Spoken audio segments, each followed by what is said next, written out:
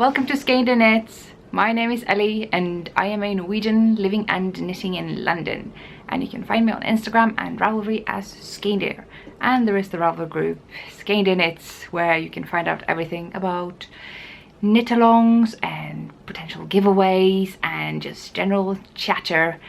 I have made the decision to not make a thread every time I make a video because generally people comment on the YouTube video, but if you do want to comment on the video in the group, then there's the general chatter where you can do that, or you could just find a thread where a relevant topic is, like the knit along they maybe want to talk about or something else. There will be ways, but it just didn't seem like there was a point to have a thread for every video, so there is that. As for knit-alongs, there are a number of knit-alongs going on, and there's one that is finishing right now. So because I am recording this on a day where people still have time to submit their patterns, I am unable to announce the winners. So the winner for the Color Your World Socks knit along will be announced next week. Very sorry that I can't do that now, but you can't time travel, unfortunately. However, we're also starting 2 knit alongs today, because apparently I can't really restrain myself when it comes to knit alongs. So we have the Marius knit along starting today. I will be casting on the classic Marius sweater, and if you haven't decided what Marius garment you're gonna knit yet, there is a bundle that I have linked to in the Marius knit along thread in my Ravelry group. You can also find it via my Ravelry profile in the favorites there. There's a bundle and it's called Marius something something, and that's where I put lots of patterns that are eligible, because I have noticed that a couple of individuals have been confused regarding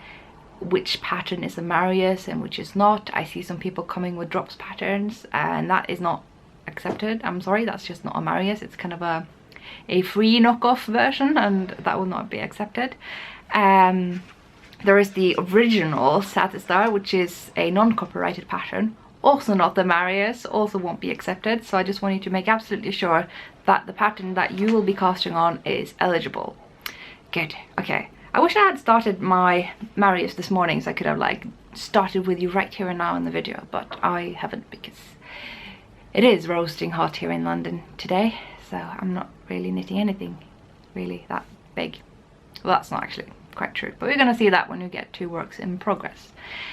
The other knit along that kind of started last month but also starts this month is the Sadbu Mitten Club, which is making me rather nervous but also excited, of course. So if you don't know, the Skeindeer Knits Club is a pattern subscription club that I have made. It is kind of like an ebook on Ravelry, so you buy the publication, but as of right now, or the day before right now, the club just has one pattern, which is the already published Skeindeer Mittens, which I so originally called it. So it's just these. They've been out since January. However, today we are adding another pattern to the bundle, and there will be a pattern coming every month. So 1st of September there is one coming, 1st of October, 1st of November and 1st of December. And the mittens that have been released today is Merboden. And if you don't know, Merboden is the administrative centrum in Selbu. It is kind of where they have the annual market. It's where their big church is. It's just kind of the centrum of Selbu. So I thought I'd name these after Merboden, because these are kind of the most, I want to say, basic Skeindeer mitten patterns in the club. I just want to compare them to these, just to avoid any confusion, because I also made these to be kind of basic Skeindeer mittens, the kind of most archetypical Skeindeer mittens, if you will. And I wanted to start the club with something like that as well. But obviously they differ. They have different charts all over. So let's just look at the details. The back of them is a lot easier actually to knit than the back of these, so have fun with that. It's just you alternate the stitch. I find that it's actually a really nice way to start color work, because a lot of the time when people start color work, they approach color work the way they approach other knitting. They count the stitches, they kind of look through where am I on this row. With color work you can literally just look at your stitches that you have on the needle and like, okay, so if this stitch is black, it means I need to knit a white one because there's white over black. So this kind of palm chart should help you a bit getting into that mindset instead. As for the rest of it, it's just, yeah, the old Sarbu rose, which they have at their coat of arms, which is pretty cool. The usual thumb, gusset, everything. It's a little cheeky rose here as well. I like doing that. You can actually modify these if you want and add numbers to kind of signify the year that you make them. That's the thing they used to do when they made these mittens, to put the year that they were made. And yeah, so just holding up these one more time. Have fun knitting these, and well, I can't really wait until next month when I'm going to launch another pattern, because as I've said before, each pattern will be kind of a little bit of a step up, just slightly more advanced in some ways, not huge ways. About the yarn, I used Navia Trio. I keep saying Navia Duo. If I've ever said that, I meant Trio. Trio is the DK weight yarn, and that is what you want to use here. I talked at length about yarn choice in the previous episode, so go check that out if you don't have access to Navia Trio, but Navia Trio is excellent. There are lots of other excellent yarns as well. I like Aroma Tretråds Strickegarn, which is 3-ply knitting yarn, which actually Solati has in her shop right now. I'm not sponsored or paid to mention that. I just think that's great because you can order that internationally. And yeah, that's awesome. You can also use Peer Gynt by Sandnes, but you have to be aware the meterage of Peer Gynt is a lot shorter than the other comparable yarns, so you might need to get another skein of the main colour. So there's that. These are the mittens that we have out so far. So have fun knitting. You don't have to knit all of them. You can knit one pair, you can knit several of just one pattern, or you can knit them all, or whatever. Regardless, there's an F4 thread in my group when you have finished them, and you can talk about your progress and stuff in the general chatter thread for the knit along. And also remember, if you have any questions about the mittens or anything, I would prefer you ask in the group, unless it's like of the nature that you think you're going to be revealing a big chunk of the pattern. Obviously you can't do that if it's paid for, but generally it's fine to talk in the group, because then everybody can benefit from the information shared and I don't have to answer every question several times. So yeah, just go over to the group and join in on the fun, and I look forward to seeing you guys knit up these mittens on Ravelry and of course Instagram. I also want to mention that there is still the flea knit along going on, so Damejakka Loppa, or the flea cardigan, is a knit along that me and Kristen of the Yarngasm podcast are co-hosting, and that's just still going on. I will be talking about that a bit later, which I'm very excited about. But yeah, I thought I'd mention the Marius KAL a little bit more because I have a guest. Christy! Hello! So, just to introduce Christy, Christy is, just like me, a Norwegian knitting in the UK, and you've been living in Oxford for 4 years? 4 years, yeah. And have you moved to north of London? Yeah. Yes. Well, we hope. There's a story there. Anyway, you've been knitting a lot of Marius's. I have. Yes. My first cardigan ever was a Marius. Yeah, I remember. I think you were the one that got me knitting them, because I hadn't really thought about making them and I hadn't really noticed the Marius as much, but when you made them I was like, oh yeah, that's a thing we used to have when we were kids and my dad had, and yeah. I remember my first jumper I made, it was also Marius, and it was way too short in the arms because I didn't have the patience to actually knit them, finish them. Was that during the first year where I lived in London? Or yeah. Yeah, I remember that when I got home and you had just made a jumper and I was like, what? And it was so painful because I had to cut the sides to put in the arms. Oh yeah, I'm gonna do that with this sweater. I never done that. Yes, I have actually, but I was chunky, so it wasn't so scary. It's quite nice. Like, it's not nice. It's painful. Yeah, but it's alright. It's a nice fit when you're done. Yes. Yeah, that's what I want to do. Yeah. I don't know if I'm gonna do it for both my Marius's, but at least the first one, and then I can tell if I like it. That's very good. But the first cardigan I made was this one. Mm. I think I consulted with you quite a lot with the yarn. I don't remember, but I have one in the same colour, so that's possible. Oh yeah, I'm pretty sure I made it after you, before you. I don't know. No. I can't remember because I didn't make cardigans until quite some time into my knitting life. Yeah. Because I didn't like the idea of cutting them. Yeah, there's that. I mean, I did jumpers a lot just because of that, but then I had a pile of jumpers. I'm like, the only thing I wear is the one that I cut into a cardigan. The jumpers are just laid there, so that's why I kind of went into cardigans, because I'm not wearing the jumpers. It's also because I'm lazy. Yeah, it's so much easier to just make a jumper. Oh, yeah, because you keep saying that you're a lazy knitter. Do you want to elaborate? Okay. Well, I don't know if this is lazy, but the neckline on this one, because I am lazy in the print that I don't follow patterns that I make up my own rules as I go along. Hashtag Norwegian.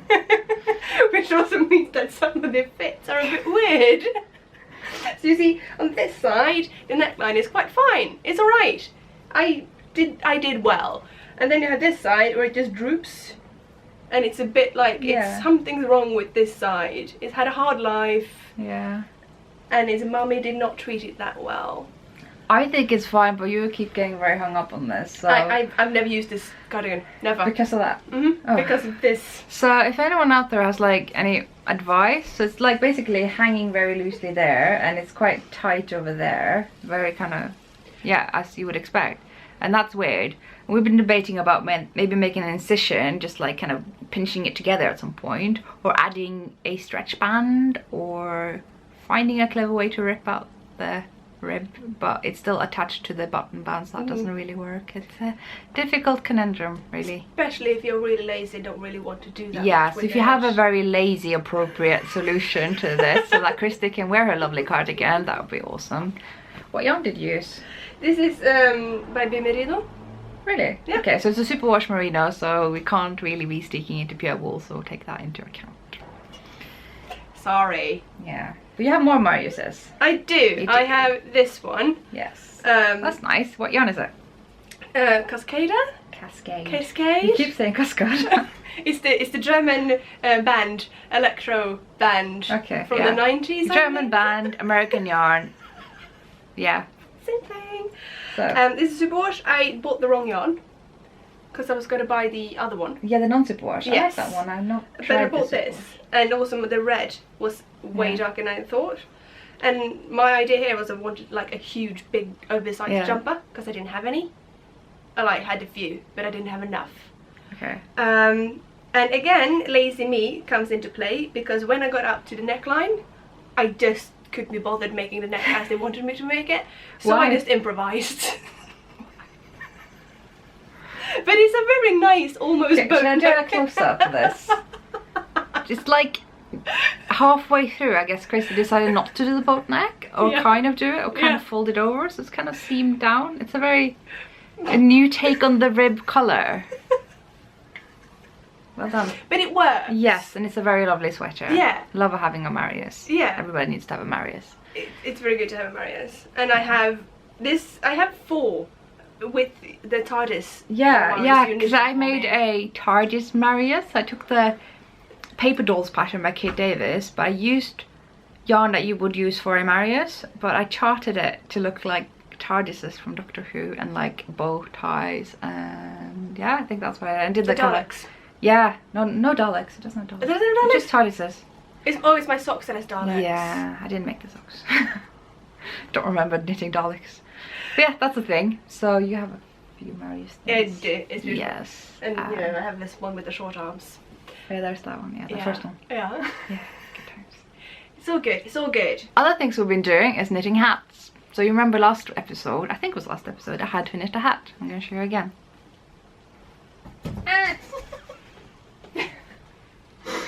So I did this hat. It matches everything I wear because I love burgundy. So I just give a close up with the cables and stuff. And I found this little pom-pom as like a bag keychain, key ring at H&M.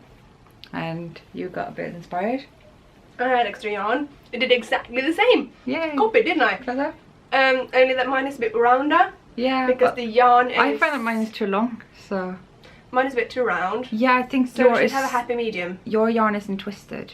No. Like it's not plied really. It's just like a long fluff strand. Yes. But whereas mine is obviously it's got 2 plies, so it's plied. I used this is the Eskimo yarn. Oh yeah, Drops Eskimo, and I use Blåne by Hillesvåg. So, but yeah, you can use different chunky yarns for that hat, and you got a pom pom from Primark. Yes. Somewhere. So they sell those fluffy pom poms everywhere now, and why not put them on your knitted hats? Really? Why not? Because this looks like something you could buy for like $7.99 at H&M. Well, thank you. I bought the yarn cost more, but yes, thank you. You know what I mean? It looks like something you will buy in a shop. Yeah. Probably because of the pom-pom thing. Yeah, they do sell hats like that nowadays. Yeah. It's very trendy. I'm very trendy. It is very trendy. Very autumny. Yeah. I approve. So we've been getting a bit caught up in sock knitting lately. Actually, my socks live in this... No, they don't. So we've been caught up in sock knitting lately, both of us. As you will remember, I bought this wonderful sock book by Tant Ultus. So it's called Tant Ultus Socks. You have the book there. Yes, this is the book in question. Krista is knitting from it right now, and I will be knitting from it, but until then I have to, of course, knit the tan wool socks that Anna Friberg of the Honesty podcast and the Honesty knitting stuff has designed. And as you saw last episode, I had knit the first 2 queues, and the 3rd queue came out on Sunday, so by the time this episode goes up, I feel like I can show you that part of the queue, which I'm not even done with because I feel like there's something wrong with these socks. So you remember last time, did the toe, did the foot with the cables, very cute little soft looking cables, and I don't know what, because they are now very long. I'm doing the gusset is what I'm trying to say, but I'm halfway through the gusset and I'm happy with the fit, and I don't see why I would add more stitches, and it's also the right length, which is like, these are mostly to do with my slightly off decisions, because this foot is too long. Like, I've just knitted too long. It's like 2 centimeters too long. My bad, not the pattern's fault. So I need to kind of think of ways to either rip it back, do the gusset in full, but if I do the gusset in full, it'll be too loose for my very, very kind of low arches, which is obviously my feet's fault, neither the pattern's fault. So that's kind of the decision I have to deal with right now, and guess we'll find out what I do about that next episode. That's really all I have to say. I want to give you a close-up of the really cool stitch pattern that this pattern has. It's like a rib that keeps shifting. That's the best way I can put it. And yeah, and also the yarn is doing weird stuff because it's all purple in the front and it's like all turquoise at the back. And I want to talk about the yarn I'm using, because I am using 2 local dyers to me, one from Norway and one from London. So it's Larissa of Travel Knitters Yarn from Walthamstow in London, also East London where I live, and Marianne of Tante Ull in Trondheim, which is where I'm from. So Travel Knitters are grey yarn, the variegated yarn is Tante Ull. So there's that. I don't think I have much else to say about these socks. I haven't made any progress on the other socks, so they are as far as we were last episode. So yeah, I think I just need to figure out how to do the socks so to make them fit my feet the best, because that's kind of the decision I need to make now. And I might just scream and yell at Anna until she helps me out, although she's already kindly offered to, so I don't know why I would make such a drama, but it's fun, hey? So yeah, you've been making socks as well. Well, you are making socks. I am making socks. I have a lot of scrap yarn. Yeah. And you gave me quite a lot of scrap yarn. I have a lot of scrap yarn now. Because I saw this book, this one, and I said very loudly to you, I want to make socks. Yes. Which is not something you say much. No, I hate making socks. Socks are hard. So that's like cursing in the knitting podcast world, because everybody makes socks. Like, you don't watch knitting podcasts, so I feel like I should say that. Chris is just one of those knitters that don't watch knitting podcasts. Apparently that's more normal. We are the weird ones that actually watch other knitters knit. But it's fun. So Christy doesn't watch them, but yes, so I feel like saying other knitting podcasts are very much concerned with knitting socks. Yeah. I'm not. No. It's hard. The heel is hard. I've never managed to make a proper heel. I managed to make like a proper heel twice in my life. You did really well with the toe up heel. Yes. Yeah. This heel. Yeah, we both made those socks. These are my favourite socks in the world. Yeah, they're awesome. And I can do this heel, and it's perfect, and it's wonderful. Yeah. Still knit. So, but you started knitting socks, which is funny because you don't really. So this book. Because this is an awesome book. And I wanted to knit all the socks. And luckily for me, and maybe for Ellie, I had some scrap yarn, she had some scrap yarn, and now... And there is a pattern in that book for scrap yarn. It's called like Anna Pyttipanne, which is Pyttipanne is like a term in both Norway and Sweden that basically means mixing up everything you have left of scrap food. And apparently you can apply that to socks as well. So I'm literally just doing, it's such a weird colour combination. Should I help with a close-up? Yes, you can. It's my job because I'm closer to the camera, because my room doesn't really accommodate 2 knitters in one podcast.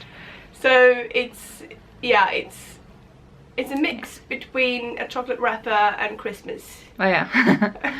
Is how I would It's describe really a it. good mix. It is my favourite colours though, so it's fine. That's true. It's everything is. You Yeah. got black and white, got mustard yellow, which is your favorite, I believe. Got some red and burgundy together, which is bold. We have some green and mustard and some more of the burgundy and the green. Yeah. I think. You're literally using what we have, and I'm making both at the same time. Yes, that's so right. that I can sort of Kind of make sure you have enough prepare. yarn. Yeah. You don't want to like end up using the mustard several times for the first sock, and then you do the second sock and it's like, okay, we don't have more mustard. We're out of mustard. And I do like mustard. Mustard is good. I have mustard socks. Yes, This you is the only heel that I can do. Yeah, that's a good one. I yeah. like toe-up heel flaps. I've said that. I think I've said that before. I don't care for the heel flap unless it's toe-up. The toe-up heel flap is actually quite nice. And I forgot the name of these socks, but I have knitted them as well, so you can find them on my Ravelry page under case. It's something with Empress though. Yeah, it's like the Empress Bride, but I think Yeah. I took the Finnish name. So, but mine are pink.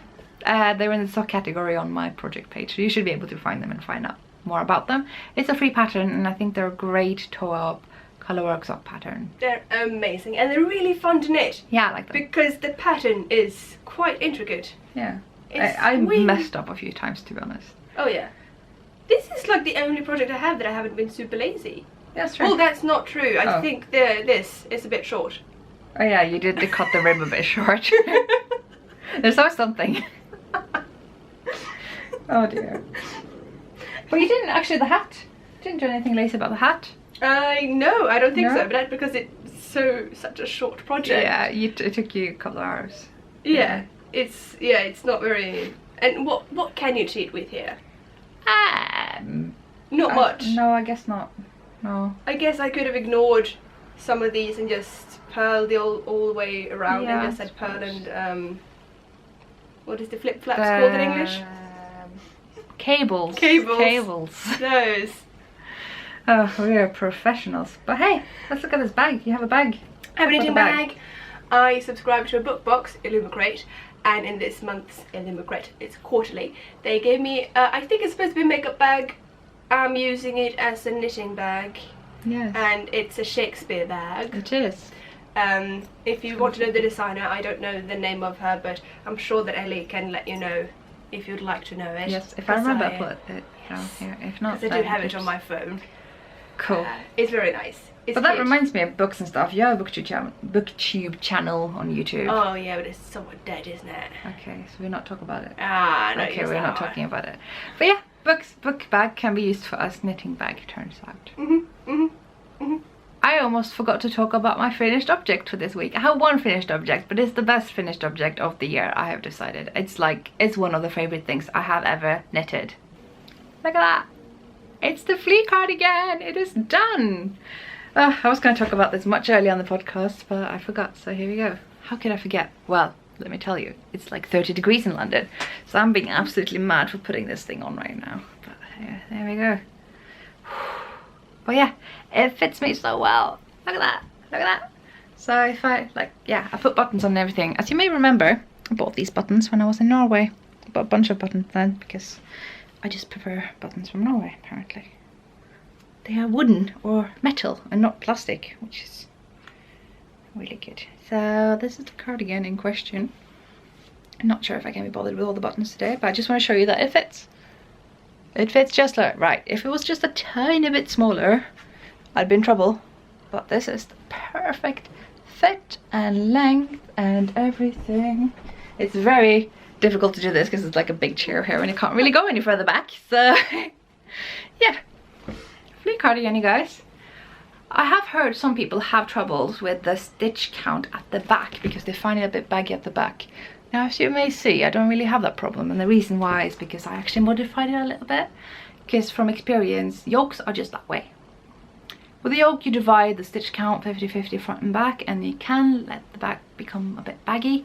So I moved some stitches from the back to the front.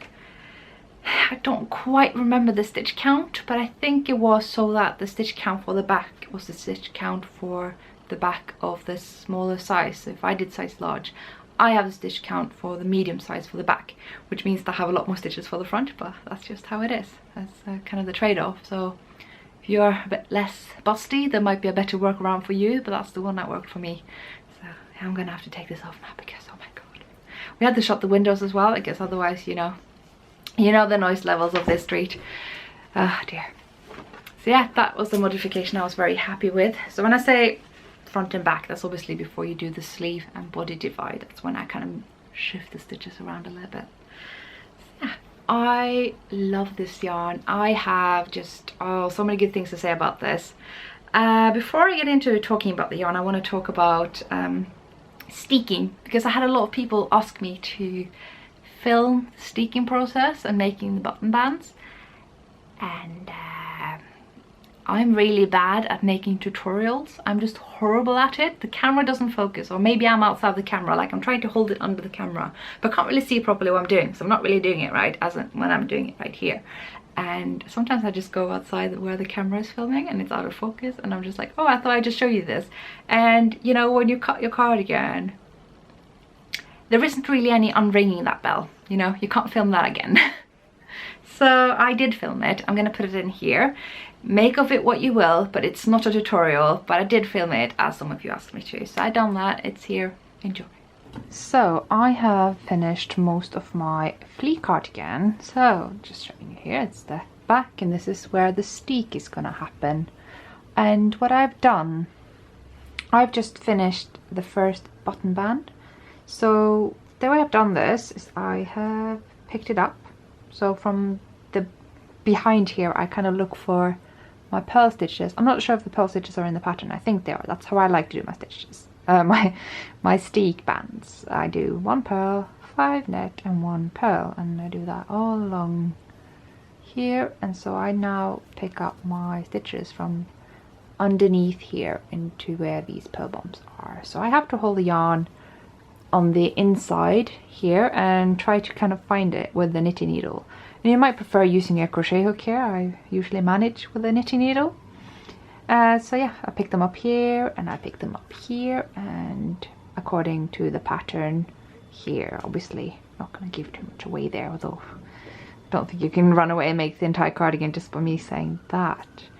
So yeah, I am going to pick up the other button band, and then I will be doing a 2 crochet chains here. I never done that before. It's not really necessary when you're gonna cut through. You can just cut through the wool here because it's sticky enough to hold, but the crochet edge is quite attractive, so I thought I'd try that this time if I can be bothered. This is a cropped cardigan, so yeah, it's not gonna take me forever, I think, but I might change my mind, who knows. So I thought I'd show you how I pick up the button band. I'm sitting on the yarn, help. So there's my little yarn, and I put it on the inside of the garment like this. And obviously I don't start in the center, I just want to show you how I do it. I start from up here or here. Let's assume I picked up the stitches here all the way along here, and this is where I'm at. I will literally go down here, start like poking around, hoping to find the yarn, and it's a bit difficult, certainly when demonstrating with the camera. Find that very hard, but there you go. Found one, you go down into the next row, look for the next one, and so on, and then you skip a row. I believe that's what the pattern says, and then there you go. You can go down again, pick up the next one. So this is the yarn that I have under here, and you just keep doing that until you have a number of stitch count that is divisible by, you know, the 2x2 rib that you have, plus another bunch of stitches, because that's what the pattern says, and that's all I'm going to say about that. But yeah, so that's how I do button bands. And like I said, after that I'll be doing the crochet it. I'll be giving this a good wash, because I just like doing that before cutting, because it just makes the wool sit a bit better. It's not necessary, and I've done it, I have steeked without washing and without securing anything. You just cut through. You might remember I did that at the Edinburgh Yarn Festival knit night. That was a fun little dare. So yeah, gonna pick up the other button band now, and I will see you on the other side. So I have now picked up the stitches for the second button band, and this is the button band that's gonna have holes. I managed actually to get the same stitch count as the other side, so I'm just gonna try to kind of pick out where I want the buttons to be attached here and put corresponding buttonholes on this side. So yeah, this is what it looks like. You pick up the stitches, you can see the purple yarn is what's on the needles here, and the purple yarn is coming out from, where is it? coming out from here. So I did pick it up from the inside, that's why it's here.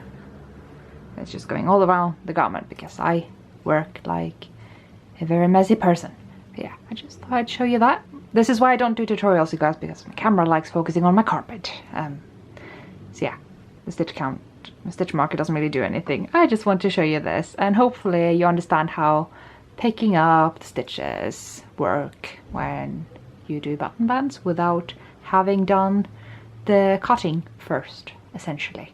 So to recite, I have yet to make the second button band, and then I will make the crochet edges. And I want to repeat that the crochet edges are not a replacement for the sewing machine, as it will say in the pattern as well. It's literally just decorative, and I thought I'd try just to be, well, decorative.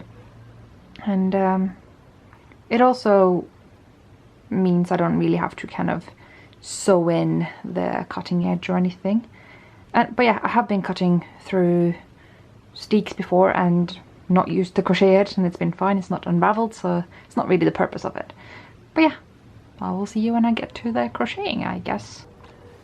Whoa, someone was sitting up really late knitting these button bands and doing the crochet chain. So that is why I didn't film it, because it took forever and I never done it before.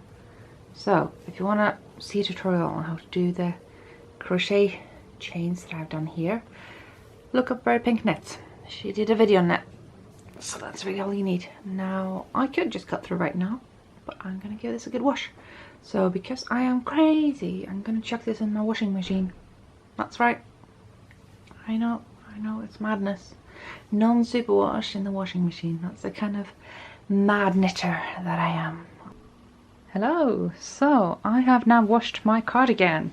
I have hung it out to dry for a little bit. It's still a bit damp, so but I am just impatient to cut this thing in half because it's pretty much ready. You can see how it's just transformed from this kind of stiff and yieldy, very oil stained yarn, spinning oil that is, to this amazing soft lamb's wool, and it weighs nothing. It's a bit heavier now obviously because it's a bit wet, but yeah, I am so happy with this. So we're gonna stick.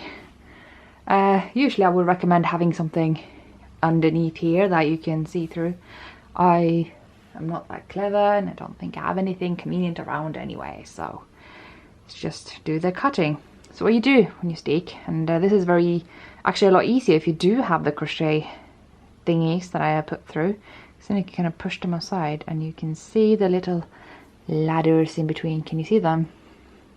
Under my finger here. So this is why it's nice to have a white background that you literally put inside your cardigan.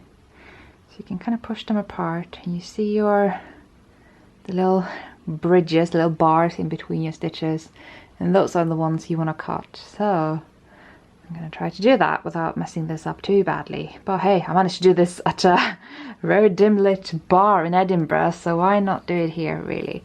So I got my fabric scissor. I don't know if I'm ruining my fabric scissor by cutting wool, but that's the most appropriate scissor I have, so I'm just gonna start cutting really. Oh, there we go. Scary, huh? Try to find the little bars in between. Oops.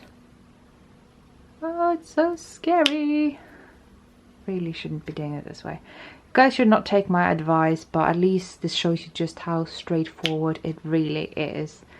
I don't know if my little crochet thingies have actually captured all the yarn at the back or maybe just one of the two colors, which is why it's a good thing that it really doesn't matter. It just is for decorative effect, because if you do use the little crochet thingies, I don't know what they're called really, your steek cutting kind of rolls inwards and points towards the garment, so instead of poking out that way, which isn't really nice, so you just get this kind of nice, yeah, crochet edge to your garment. But obviously it doesn't show that well because you have button bands, right? There we go. I would feel a lot more comfortable if I did this without having the camera between me and my knitting. And it's not focusing again. Oh my god, I'm sorry. I can't really go back on this, so you're just gonna have to bear with me because yeah, I can't. This is not a bell you can unring, shall we say. There we go. But yeah, you get the idea. I think I'd like to cut the rest of this off camera to avoid any further mistakes, because it is a lot easier to do it when I can have my eyeballs literally glued to this. Try not to cut my eyeballs because that would be kind of yucky. But yeah, you get the idea. It just kind of folds inwards. And I mean, if you're actually looking for a tutorial on this, there are so many of them on YouTube. You don't need me to make a tutorial, because God knows I'm not the right person to be doing that, as we have seen in this little clip. So I'll see you on the other side. Guys, look at that. It has been steeked. It is completely open. Promise, I haven't done anything different than what I did on camera. I just it's hard to kind of look at the camera, making sure things are in focus, and also making sure that you're doing the right thing and not cutting your crochet edge instead of the little bars that you do want to cut. So there we have it, completely staked cardigan. Voila. I have a lot of loose ends or something to weave in here. I'm going to assess whether they have been captured properly by the crochet edge, or if I need to weave them in. I think I can just cut them off, quite frankly. So at least you know how straightforward it is. Now go consult some proper tutorials instead of this. And yeah, good luck with your steeking, everybody. So yeah, that was the steeking. I hope that was somewhat educational. I'm not the best person to tell you about these things, so if you really are looking for a steeking tutorials, YouTube is full of them. People doing it in Norwegian, people doing it in English. I wouldn't worry about that. You just really don't want that information coming from me. I promise you, like, just trust me on that. I'm not a tutorial maker yet. I hope to be someday, but as of yet, I'm not. So this is the little steek now. I wore this cardigan every so often when it wasn't super hot. And you can see it's not unraveling. It's literally only kind of secured with the crochet chain, but the crochet chain doesn't really secure it. It just folds it inwards. So the cutting kind of sticks inwards. But what I want to do is actually kind of stitch down this thing just a little bit and add a nice little band over, just for decorative purposes. It is really truly the yarn that holds the steek in place, that makes it not unravel. It's not the crochet thingy thing, and it's not the sewing it in or adding a silk band of sorts. You need a sewing machine if you don't have this kind of yarn, is what I'm trying to say. So I said I was going to talk about the yarn.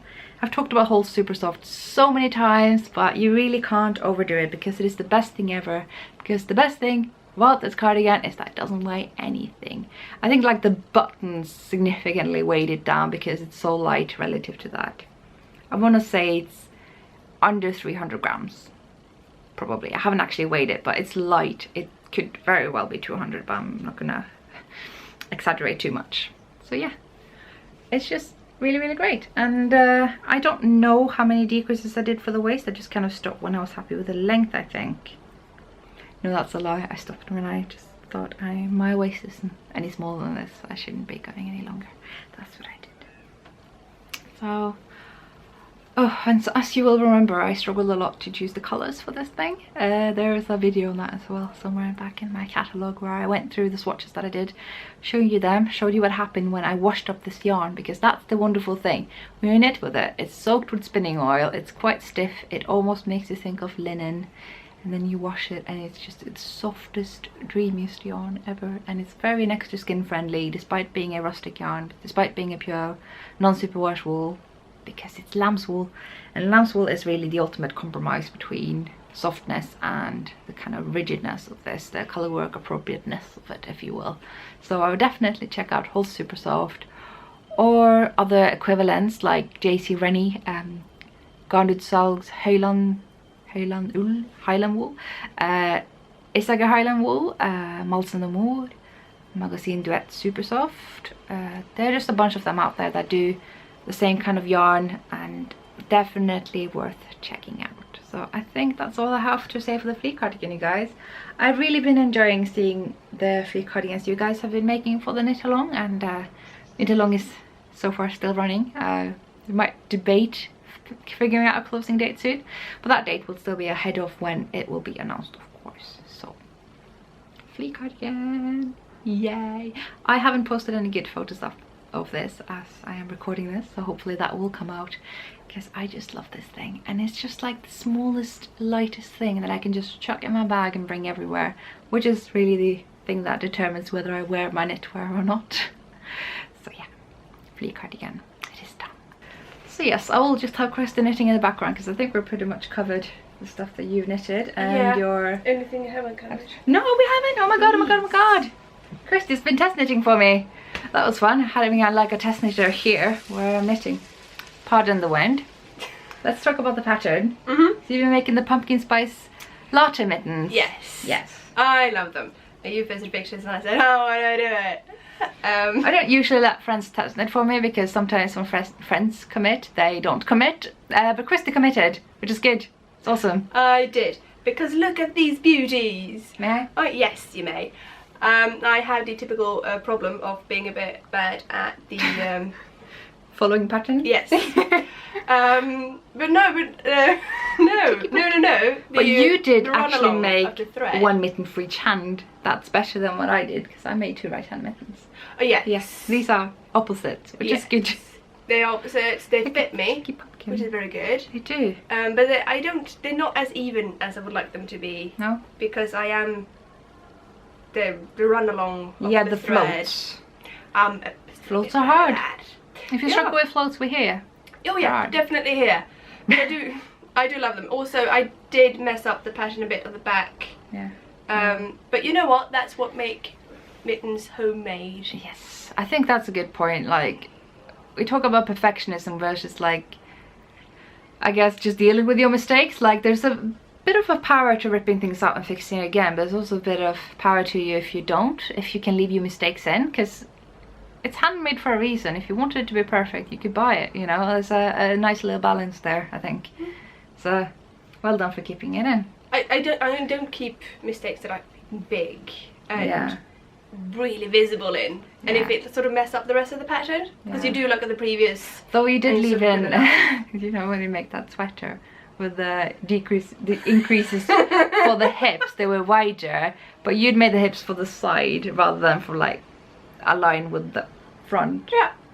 Yeah, stand by that. Yeah, that was good. What happened to that sweater? I give it a charity shop. Yeah, I think you did. So someone out there is walking with a sweater that gets a little bit wider on one side of the body, but the other side of the body it's the same. Should also be mentioned, but because I never sort of like test knit and I don't look at patterns. No instructions. No. Level up. Oh, the swatches. You don't swatch. I don't swatch. No, but to be honest, which makes some of my jumpers. I am really pissed off about the like noise pollution from the sky lately in London. I'm sure I'm not the only one upset because there are quite a few people living in London, but it's getting mad. So hopefully you can't hear this, but if you do, sorry, I can't fly up there and tell them to shut up. So you were saying about swatches. I don't make them. No, but I think sort of makes my jumpers yeah, different sizes sometimes. I think you should probably swatch for jumpers, but I don't actually think you should feel bad about not swatching for a mitten, because how much bigger is a mitten than a swatch really?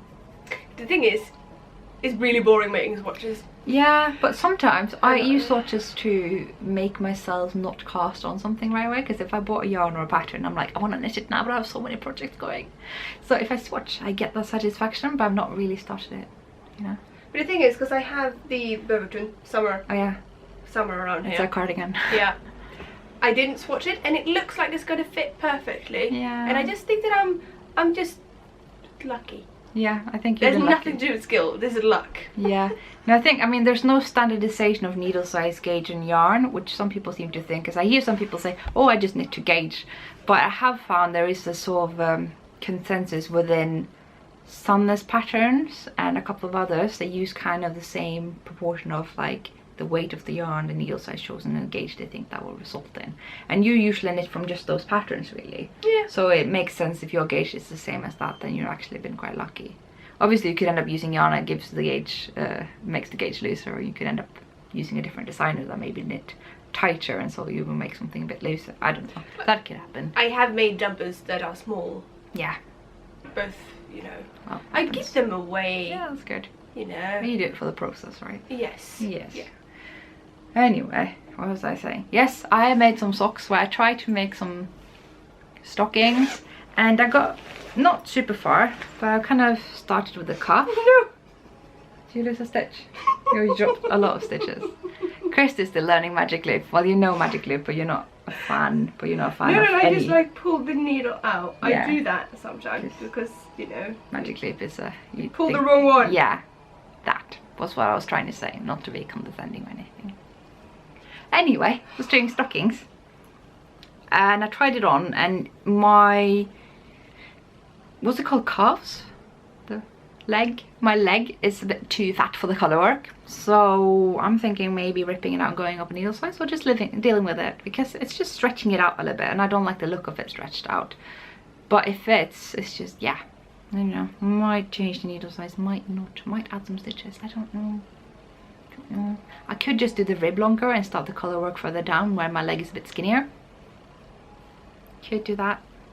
So that's what I have so far. I'm using Fjord, which is a sock yarn by Hillesvåg. I love Hillesvåg and I love rustic yarn with nylon because then I can do colorwork socks that look really nice. And it is a pattern kit, so you get a lot of enough yarn with the pattern in the bag. And that's really the only way I could get the yarn actually in the shop that I was in. So I decided, you know what, just gonna knit from a kit. Don't usually do that. So yeah. We'll see how this goes, but I thought it'd be a fairly quick pair of socks because the yarn is a lot thicker than your usual sock yarn. Because I want to say this is more on the sport weight to maybe DK weight size. So it lives in this bag, which I just bought. I think maybe some of you have seen me post this on a Instagram story because I decided not to buy it, but I did this time. It's a knitting bag. Well, it's a toiletry bag, but as we have established, there is no difference. So yes, this one says, if I could read mirrored from the camera, he said I was delusional. I nearly fell off my unicorn. So that's where my socks live right now. Can't really have too many project bags, can you? I have worked on this, which lives in the bag I got from Primark. I just couldn't help myself because sheep.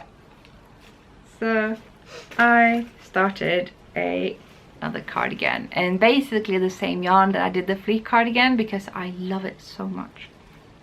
So this pattern just kind of landed in my inbox on Ravelry. Thank you so much, dear pattern gifter. I haven't asked if you want to be anonymous or not, so I'm just keeping you anonymous for that reason. So I was like, this is not in my queue. I have so many garments in my queue that I'm just so eager to knit. But this just skipped the line, you guys. It really did. So this is Damjakka Land og Strand, also by Pinneguri, also known as Needle Lady, also known as Almira. And I'm actually nearly done with the yoke. So this is a top-down raglan, so you can see here has the increases, excuse me. Kind of, they're just at 4 specific points. That's what makes a raglan different from a yoke. Because in the yoke you kind of do it around and they're kind of hidden in the pattern. Whereas here you can clearly see that they go down here and here and they shape the arms. So nice little fit there.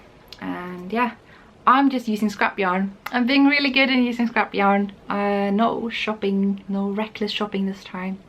I figured I could use the yarn I have and make a lovely cardigan in the same yarn.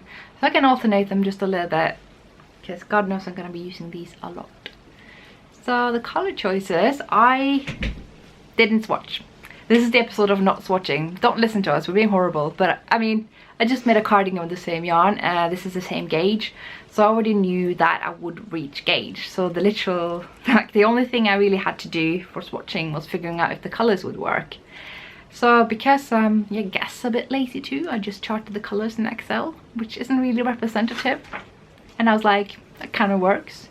And so I just started knitting and the colors just appeared in front of me, and I don't know, maybe there are some decisions I would make different, but overall this is working out pretty neatly.